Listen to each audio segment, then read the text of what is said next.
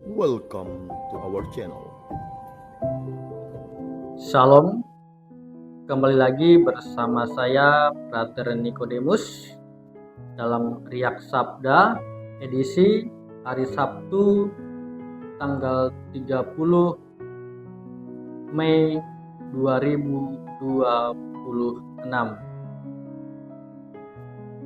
Saudara-saudari yang terkasih di dalam Tuhan, hari ini kita mendengarkan dari Injil Markus bab 11 ayat 27 sampai dengan 33. Saudara-saudari terkasih di dalam Tuhan, pernahkah kita mengalami situasi ketika seseorang menolak nasihat atau kebenaran bukan karena hal itu salah, tetapi karena ia tidak mau menerimanya?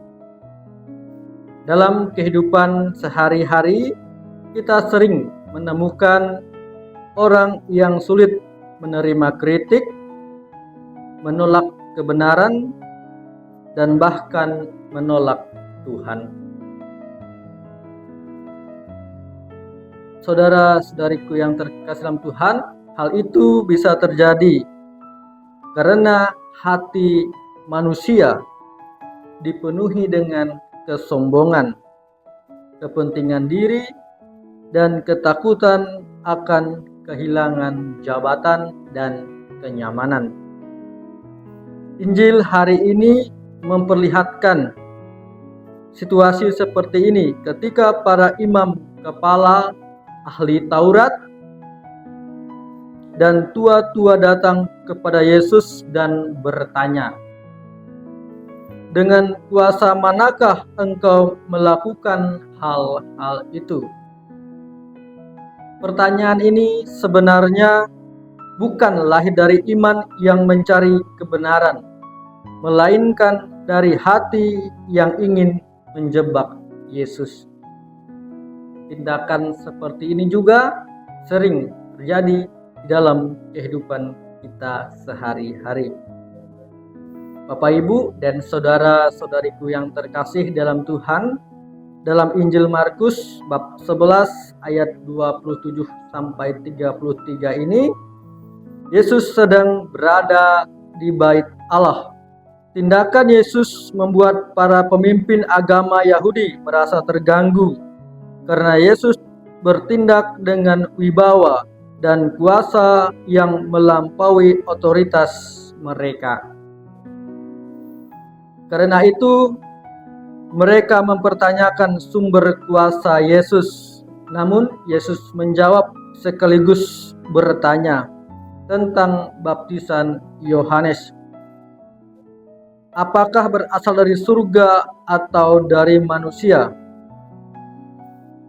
Melalui jawaban ini, Yesus menunjukkan bahwa para pemimpin agama sebenarnya mengetahui kebenaran tetapi tidak mau mengakuinya karena takut kehilangan kedudukan dan pengaruh di hadapan orang-orang yang ada di situ. Saudara-saudari yang terkasih dalam Tuhan, kita juga bisa melihat dan berkaca dalam budaya yang ada di daerah kita, terutama dalam budaya Dayak Kanayat, nilai kebersamaan, saling mendengarkan.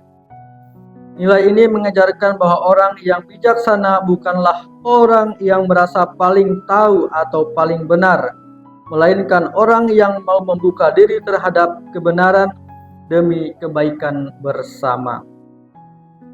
Nilai budaya ini sejalan dengan ajaran Kristiani yang mengajak kita hidup rendah hati di hadapan Allah dan sesama. Gereja juga dipanggil untuk menjadi tempat orang menemukan kasih dan kebenaran Allah, bukan hidup dalam kesombongan atau mengajar kehormatan duniawi. Sebab kuasa sejati dalam iman Katolik bukan kuasa untuk menguasai, melainkan kuasa untuk melayani dan menyelamatkan jiwa-jiwa yang tersesat. Sabda Tuhan hari ini mengajak kita untuk merefleksikan dan bertanya secara mendalam dalam kehidupan kita masing-masing. Apakah kita sungguh mencari kehendak Tuhan dalam hidup ini atau hanya mencari Tuhan ketika membutuhkan pertolongan? Apakah kita sungguh hidup sebagai orang beriman yang mendengarkan suara Tuhan atau hanya menjalankan agama sebagai kebiasaan tanpa pertobatan yang nyata? Bapak, Ibu, dan saudara-saudariku yang terkasih di dalam Tuhan, Injil hari ini mengajarkan bahwa hati yang penuh kesombongan dan kepentingan diri sendiri akan sulit mengenali karya Tuhan.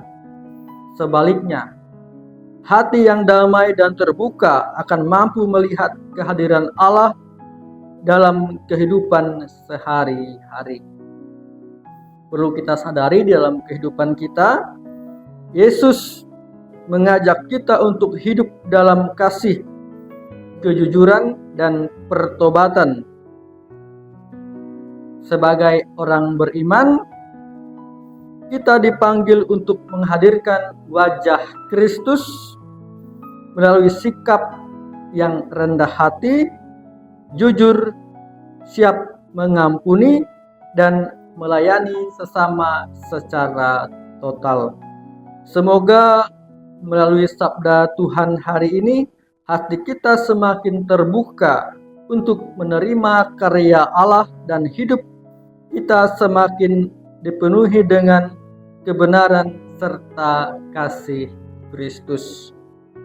Semoga Injil hari ini membuat kita semakin beriman dan kita juga mewartakan kasih Tuhan di dalam kehidupan kita sehari-hari. Tuhan memberkati kita semua. Amin.